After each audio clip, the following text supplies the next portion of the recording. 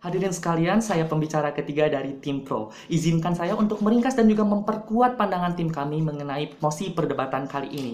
Sebelumnya, tim oposisi telah memaparkan argumennya, dan kami mencatat 3 hal yang akan kami kritisi dari argumen-argumen tersebut.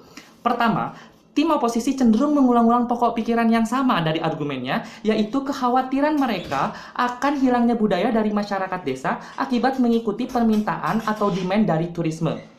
Hadirin sekalian, hilangnya suatu budaya bukanlah karena datangnya turis atau bukan karena pengembangan wisata, melainkan ketidakmampuan masyarakat tersebut dalam melanjutkan proses tradisi. Dan ketidakmampuan tersebut didasarkan oleh banyak aspek, bisa karena ekonomi atau hilangnya kontrol dari pemerintah.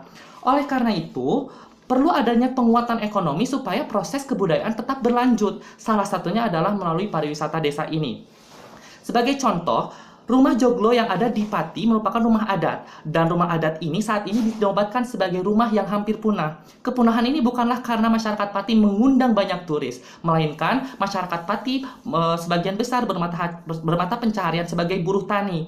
Sedangkan bahan material rumah joglo itu sangatlah mahal. Oleh karena itu, program dari pariwisata desa ini merupakan program yang sangat strategis bagi masyarakat desa untuk tetap memperkuat ekonomi sekaligus melanjutkan proses kebudayaan mereka.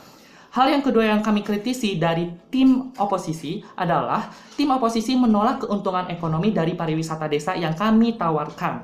Hadirin sekalian, dapat kita bayangkan jika pariwisata berbasis desa ini harus ditutup akibat ketakutan mereka untuk mendatangkan turis-turis dari berbagai dunia.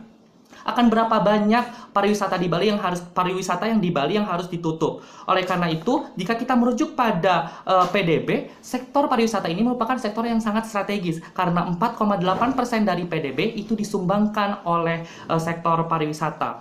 Hal ini dapat kami tolak secara mentah-mentah. Hal yang ketiga adalah tidak adanya skenario yang ditawarkan oleh tim oposisi setelah mereka menolak mosi perdebatan kali ini. Sedangkan kami dari tim Pro setidaknya telah menganalisis akan ada banyak keuntungan yang didapatkan oleh Indonesia. Hal yang pertama adalah masyarakat Indonesia akan tetap melakukan proses kebudayaan serta pelestarian kebudayaannya karena ekonomi kuat. Selain itu, proses kebudayaan akan dimajukan oleh berbagai aspek. Salah satunya adalah sains, teknologi, engineering, dan juga matematika.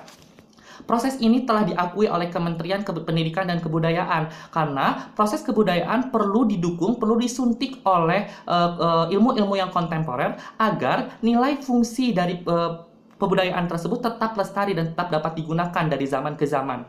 Hal yang kedua yang dapat didapatkan oleh Indonesia adalah meningkatnya pendapatan daerah dan juga meningkatnya pendapatan nasional akibat dari turis yang datang ke Indonesia. Oleh karena itu, pariwisata desa merupakan hal yang sangat strategis untuk ditingkatkan. Hal yang ketiga yang didapatkan oleh Indonesia adalah memicu inovasi daerah untuk lebih berkembang melalui proses pemajuan budaya.